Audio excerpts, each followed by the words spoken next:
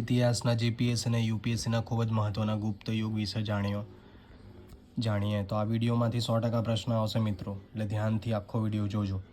ગુપ્ત વંશના મુખ્ય શાસકની વંશાવલી. તો તમને છે ને ક્રોનોલોજી પણ પૂછી લેતા હોય છે. ઇવન એમ પણ પૂછે છે કે નીચેના શાસકોમાંથી કોણ ગુપ્ત વંશનો શાસક નથી. તો ઘણી વખત તો તમે ઉપર છેલ્લું ઓવરવ્યૂ પણ લીધું હોય ને, એક અવેરનેસથી પણ ક્વેશ્ચન અટેન્ડ કરી શકો.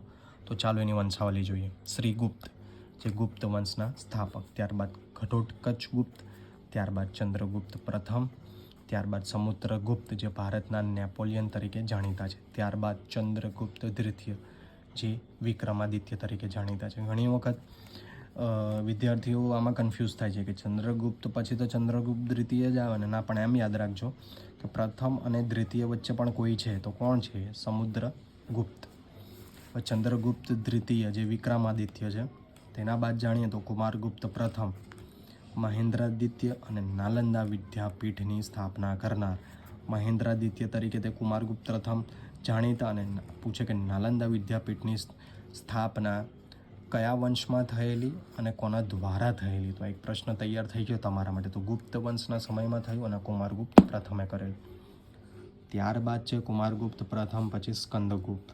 હવે આ સ્કંદગુપ્ત ગુપ્ત વંશનો અંતિમ શક્તિશાળી રાજા છે. ત્યારબાદ આવે છે વિષ્ણુગુપ્ત. શક્તિ ઓછી થઈ ગઈ, ઢીલા પોચા હતા, એટલે શાસનનો અંત આવ્યો, અને તે હતા વિષ્ણુગુપ્ત, જે અંતિમ ગુપ્ત શાસક હતા. ચાલો ફટાફટ રિવિઝન કરીએ. સૌપ્રથમ છે શ્રીગુપ્ત, જે ગુપ્ત વંશના સ્થાપક. ત્યારબાદ ઘટોત્કચ ગુપ્ત, ત્યારબાદ ચંદ્રગુપ્ત પ્રથમ, અને પછી ચંદ્રગુપ્ત દ્વિતીય નથી, તેની વચ્ચે કોઈ છે, તે છે સમુદ્રગુપ્ત. સમુદ્રગુપ્ત, જે ભારતના નેપોલિયન. ચંદ્રગુપ્ત દ્વિતીય, જે વિક્રમાદિત્ય. ત્યારબાદ કુમારગુપ્ત પ્રથમ, જે મહેન્દ્રાદિત્ય તરીકે ઓળખાય ને, નાલંદા વિદ્યાપીઠ સ્થાપનાર. ત્યારબાદ છે સ્કંદગુપ્ત, ગુપ્ત વંશના અંતિમ શક્તિશાળી રાજા. ત્યારબાદ આવે છે વિષ્ણુગુપ્ત, અંતિમ ગુપ્ત શાસક.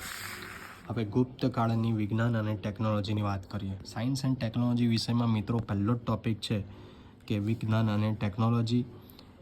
તો એના પર્સપેક્ટિવથી પણ આ પ્રશ્ન પૂછાઈ શકે, અને ઇતિહાસના પર્સપેક્ટિવથી પણ આ પ્રશ્ન પૂછી શકે, તેમજ આર્ટ એન્ડ કલ્ચરમાં પણ આ ટૉપિક છે, તો તેના પર્સપેક્ટિવથી પણ આ પ્રશ્ન પૂછી શકે. માટે આ ટેબલ તમે ધ્યાનથી આખું સાંભળો અને વિડીયો જોતાં જોતાં જ મોઢે કરી લો.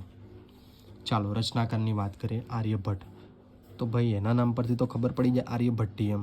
બીજું એક ગ્રંથ યાદ રાખી દેજો, 10 ગીતિકા. 10 ગીતિકા અને આર્યભટ્ટીયમ એટલે આર્યભટ્ટ. બ્રહ્મગુપ્ત. તો બ્રહ્મસ્ફુટ તો તમને ખ્યાલ આવી ગયો, નામ પરથી સેમ છે. તો બ્રહ્મસ્ફુટ સિદ્ધાંત અને ખંડગા ખાદ્ય, તો બ્રહ્મગુપ્ત. વરાહમિહિર. બૃહદ સંહિતા, બૃહદ જાતક, પંચ સિદ્ધાંતિકા અને યોગ યાત્રા. હવે યોગ યાત્રા હોય તો પતંજલિ ઓપ્શનમાં હોય તો ટીક નહીં કરી દેતા, જરા મગજ ખુલ્લું રાખજો ને, વરાહમિહિર ટીક કરજો. ત્યારબાદ છે ભાસ્કરાચાર્ય, તો સિદ્ધાંત શિરોમણી, એમનો એક જ ગ્રંથ છે એટલે યાદ રહેશે. ત્યારબાદ આચાર્ય મહાવીર, તો ગણિત સાર સંગ્રહ. મહાવીર સ્વામીએ ઉપદેશ આપેલો અને આચાર્ય મહાવીરે ગણિત સાર સંગ્રહ આપેલો છે. ત્યારબાદ આચાર્ય કણાદ, તો એમના નામમાં જ એમનું ગ્રંથ છે કણાદ સૂત્ર, ધ નેમ ઇઝ ઇનફ.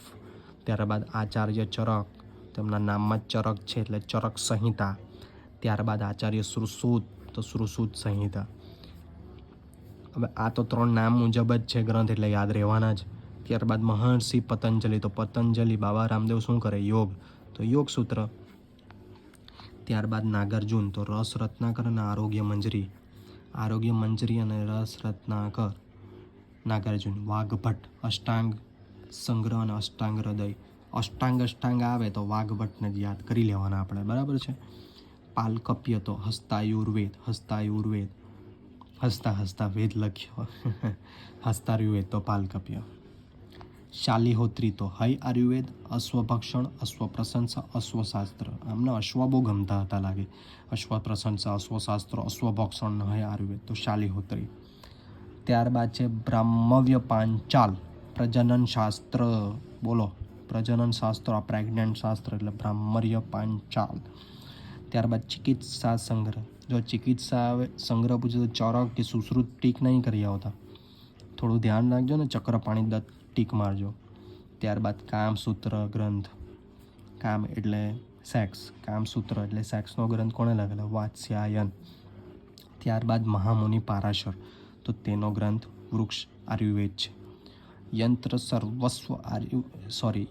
સર્વસ્વ ગ્રંથ કોણે લખ્યો? મહર્ષિ ભારદ્વાજે. કાલગણના ગ્રંથ કોણે લખેલો? શક મુનિએ.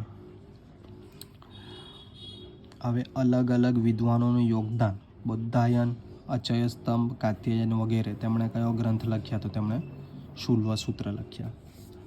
તો આમાંથી તમને 60% ગ્રંથ પણ જો આવડતા હોય તો તમે ઓપ્શન એલિમિનેટ કરી શકો, પરંતુ આમાંથી મિત્રો બેઠો પ્રશ્ન પૂછાય છે, એટલે તમારે આ વિડીયો પૂરેપૂરો જોવો પડે અને આખો કોઠો મોઢે કરવો પડે.